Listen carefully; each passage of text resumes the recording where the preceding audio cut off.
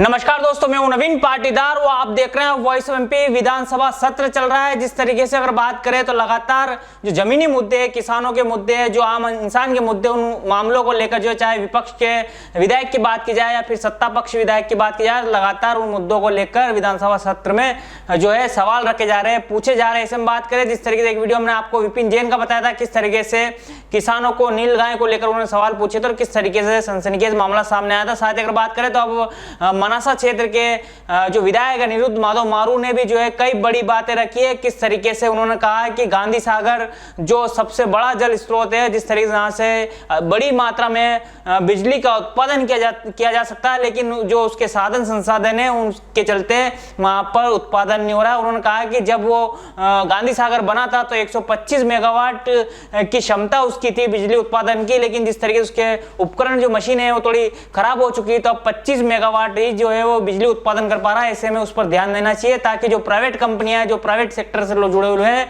वो इसका फायदा उठा रहे हैं। जिस तरीके से मनासा क्षेत्र में जो भी एक प्राइवेट कंपनी ने जो है एक तालाब बना के, जिस तरह की बात जो अनिरुद्ध माधव मारू ने जो है विधानसभा सत्र के दौरान कही, हम आपको वीडियो भी सुनाते हैं किस तरीके से उन्होंने बात रखी, किस तरीके से गांधी सागर से बिजली उत्पादन की जा सकती है और कितनी बड़ी मात्रा में बिजली उत्पादन हो सकती है और किस तरीके से प्रदेश भर में इसका फायदा हो सकता है। इस तरह की बात जो है अनिरुद्ध माधव मारू ने अपने उस भाषण में कही, हम आपको सुनाते हैं किस तरीके से उन्होंने बात रखी। साथ ही और भी कई बड़ी बातें रखी, वो भी हम आपको बताएंगे। विभिन्न सभी योजनाओं पर काम किया गया है। ऊर्जा के क्षेत्र में बात करें तो प्रदेश के पुराने संयंत्रों को उन्नयन करने का काम के लिए प्रस्तावित किया गया है, वो उनकी क्षमता विस्तार के लिए काम किया गया है, पारेषण लाइनों के लिए काम किया गया है, सबके लिए अलग अलग ऊर्जा के क्षेत्र में प्रावधान किए। मेरा एक निवेदन है आपके माध्यम से माननीय वित्त मंत्री जी, मुख्यमंत्री जी एवं माननीय ऊर्जा मंत्री जी, कि हमारे जितने पुराने संयंत्र हैं उनकी क्षमता के विस्तार पर भी विचार करना चाहिए। मेरे पास मेरी विधानसभा में गांधी सागर डैम बना हुआ है। जब वो डैम बना था सन 62 में, तब 125 मेगावाट क्षमता पर बनाया गया था। आज उसके टरबाइन सब खराब हो चुके हैं। कुल 25 मेगावाट उत्पादन हो रहा है, 650 MCM पानी भरा हुआ है, लेकिन उसका कहीं उपयोग नहीं हो रहा है। पास में ही एक प्राइवेट सेक्टर की कंपनी सिर्फ 300 हेक्टेयर का एक तालाब बनाकर 2000 मेगावाट का काम शुरू किया उसने प्लांट का। तो इतना बड़ा डैम जिससे हम कम से कम 5000 मेगावाट बिजली ले सकते हैं, सिर्फ उसके टरबाइन बदलने हैं, इंफ्रास्ट्रक्चर खड़ा है, पानी भरा है, लेकिन उस क्षमता का उपयोग नहीं हो रहा है। ऐसी अनेक डैम, अनेक पुरानी परियोजनाएं, उनको अगर वापस उन्नयन किया जाए, उनको अपग्रेड करेंगे तो प्रदेश में ऊर्जा के मामले में एक नया कीर्तिमान स्थापित करने का अवसर मिलेगा। मेरा वित्त मंत्री जी से निवेदन है कि कृपया इस बात पर ध्यान देकर अगले बजट में इस पे कोई प्रावधान करें तो निश्चित रूप से प्रदेश को एक नया कीर्तिमान स्थापित करने का अवसर मिलेगा ऊर्जा के क्षेत्र में। तो सुना आपने किस तरीके से अनिरुद्ध माधव मारू ने जो है गांधी सागर से किस तरीके से बिजली उत्पादन की जा सकती है और किस तरीके से प्राइवेट कंपनियां काम कर रही है, इसे लेकर उन्होंने बात रखी और किस तरीके पर इसका काम होना चाहिए। साथ ही अगर बात करें तो एक बड़ी बात उन्होंने अपने अगली बात में ये भी कहा कि प्रदेश भर में जो है कृषि को लेकर जो है उत्पादन अच्छा हो रहा है, बड़ी संख्या में जो है उत्पादन की संख्या बढ़ती जा रही है और इससे लेकर जो किसानों को बड़ी परेशानी मंडियों में आती है। उनके ठहरने की, उनके रुकने की, उनके खाने की, उनके भोजन की, उनकी उपज की जो है व्यवस्था करनी चाहिए, शेड बनाने चाहिए, ताकि जिस तरीके से उत्पादन हो रहा है और जिस तरीके से मंडियों में माल पहुंच रहा है तो किसानों को राहत मिलनी चाहिए। इस तरह की बात भी किसानों के पक्ष में अनिरुद्ध माधव मारू ने रखी। साथ ही उन्होंने जो है फल मंडियों को लेकर भी एक बड़ी बात रखी। जिस तरीके से बात करें तो नीमच मंदसौर, जहां फल संतरे की या फिर अन्य कोई जो फल उत्पादन जो होता है, यहाँ पर बड़ी संख्या में संतरे की फसल भी होती है। ऐसे बात उन्होंने कहा कि इस क्षेत्र में नागपुर से भी बड़ी संख्या में जो यहाँ पर इसको स्थापित किया जा सकता है, क्योंकि यहाँ पर कोई मंडी नहीं है, कोई जो है अगर बात करें तो कोल्ड स्टोरेज नहीं है। ऐसे में यहाँ पर कोल्ड स्टोरेज और मंडियों की सौगात अगर मिलती है तो किसानों को राहत मिलती है, तो फल उत्पादन का एक बड़ा जो हब ये बन सकता है। इस तरह की बात जो है अनिरुद्ध माधव मारू ने कही है, हम आपको ये सुनाते किस तरीके से उन्होंने ये भी बात रखी। कृषि के मामले में पूरे प्रदेश में सिंचाई योजनाएं बहुत तेजी से बढ़ रही हैं। फील्ड पर नजर आ रहा है कि सिंचाई योजना का प्रभाव कितना है।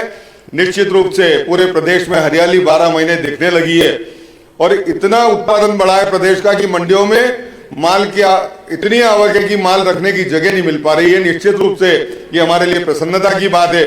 लेकिन मेरा एक निवेदन है कि माननीय कृषि मंत्री जी इन सभी कृषि उपज मंडियों पर ध्यान देकर इन कृषि उपज मंडियों को किसानों के लिए संपूर्ण रूप से सुविधाजनक बनाएं। इसके लिए मास्टर प्लान अलग से बनना चाहिए। कितनी आवक है माल की, उसके आधार पर उनमें शेड बनना चाहिए। कृषकों के रुकने के लिए स्थान हो, कृषकों की भोजन की व्यवस्था पूरी हो, ये सारी व्यवस्थाएं चार चौबंद करें।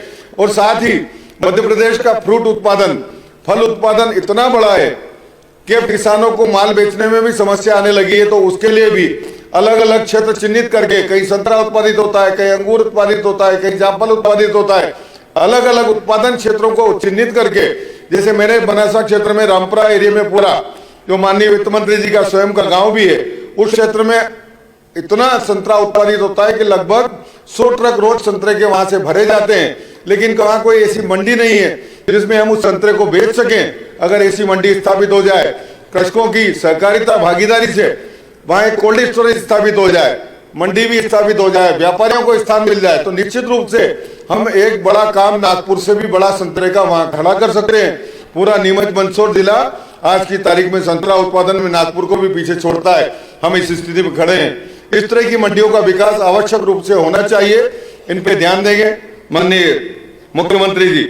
इसी तरह तो सुना आपने किस तरीके से किसानों के पक्ष में फल उत्पादन को लेकर विनोद माधव मारू ने जो अपनी बात रखी विधानसभा सत्र के दौरान, किस तरीके से इस पर काम किया जा सकता है, इस तरह की बात भी उन्होंने जो है सुझाव के रूप में दिए। साथ ही अगर बात करें जीएसटी को लेकर, किस तरीके से पेट्रोल पंप जो संचालक है उनको परेशानी आती है जीएसटी को लेकर, किस तरीके से बायोडीजल को लेकर जो है 2 नंबर का व्यापार किया जा रहा है, इस तरह की बात भी उन्होंने विधानसभा सत्र के दौरान कही। उन्होंने कहा है कि जो पेट्रोल पंप संचालक है, डीजल पंप संचालक है, उनको जीएसटी को लेकर बड़ी परेशानी आती है। किसी अन्य राज्य में जिस तरीके से पेशियों को लेकर पेट्रोल पंप संचालकों को परेशान नहीं होना पड़ता, सिर्फ मध्य प्रदेश में इस तरह की परेशानी पेट्रोल पंप संचालकों को होती है। तमाम जो मध्य प्रदेश के पेट्रोल पंप संचालक है उनको भारी परेशानी होती है। इससे पर भी ध्यान दीजिए।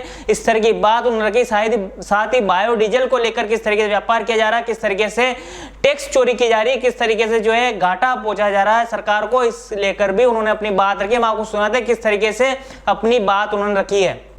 हमारे राजस्व में भी बहुत वृद्धि हुई है। जीएसटी को लेकर हम निश्चिंत हैं कि लगातार हमारी राजस्व वृद्धियां हो रही है। जीएसटी में माननीय वित्त मंत्री से मेरा एक निवेदन है कि चूंकि पेट्रोल और डीजल पर जीएसटी केंद्र ने भी लागू नहीं किया, मध्य प्रदेश सरकार ने भी लागू नहीं कर रखा, लेकिन पंप मालिकों को अनावश्यक रूप से जीएसटी की पेशियां करना पड़ती है, उसको कृपया इससे मुक्त कर देंगे। जीएसटी के मामले को लेकर तो उनको अनावश्यक पेशियां नहीं करना पड़े, क्योंकि वो टैक्स पेड आता है, टैक्स पेड जाता है, उसमें कोई 2 नंबर का काम नहीं होता है। तो उसको भी जीएसटी से मुक्त करेंगे। निश्चित रूप से समय समय पर संशोधन होता है, तो अगले जब भी हमारा सत्र हो तब ये संशोधन लाकर पंपों को, क्योंकि अन्य प्रदेशों, बहुत सारे प्रदेश ऐसे हैं जहां पर डीजल और पेट्रोल पंप मालिकों को जीएसटी का रिटर्न पेश नहीं करना पड़ता है, वहां इसको मुक्त कर रखा है। सिर्फ हमारे प्रदेश में ये व्यवस्था लागू है। इसको मुक्त करेंगे तो निश्चित रूप से एक बहुत बड़ी व्यवस्था ठीक होगी, पंप मालिकों को भी हम लाभ पहुंचा पाएंगे। साथ ही हमारे यहाँ बायोडीजल को लेकर समाप्त करें, 2 मिनट में समापन कर दूंगा, आप मेरी बात रख लीजिए। बायोडीजल को लेकर हमारे यहाँ बहुत सारे नकली पदार्थ बिक रहे हैं। बायोडीजल पंप मालिक, वहां पर उनपे कोई नियम कानून लागू नहीं होते हैं। उनको भी जो रेगुलर पंप जो होते हैं हमारे ऑयल कंपनियों के, वहां जिस तरह से जांच पद्धतियां होती है वैसी जांच उनकी भी होगी, वैसी निगरानी उनकी भी होगी। तो निश्चित रूप से जो 2 नंबर का व्यापार वो करते हैं और राजस्व को हानि पहुंचाते हैं, उसको हम रोक पाएंगे। अगर ये व्यवस्थाएं होगी तो निश्चित रूप से हम प्रदेश का राजस्व उस माध्यम से भी बढ़ा पाएंगे।